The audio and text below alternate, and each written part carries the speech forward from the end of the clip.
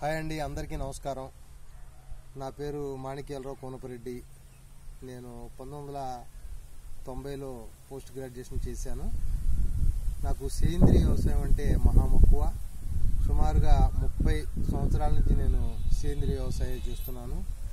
ఎటువంటి ఎరువులు, పురుగు మందులు లేకుండా మంచి ఆహారాన్ని సమాజానికి ఇవ్వాలి, నాతో పాటు కొంతమందిని తయారు చేయాలనే ఉద్దేశంతో నేను ఈ ఫీల్డ్లోకి దిగాను. ఉద్యోగ అవకాశాలు వచ్చినా నాకు అంత ఇష్టం అనిపించలేదు. వ్యవసాయమే ఎప్పటికైనా ఉపయోగం, దేశానికి అన్నం పెట్టేది అన్నదాత అన్న ఉద్దేశంతో నేను ఇదే ఫీల్డ్లోనే ఉన్నాను.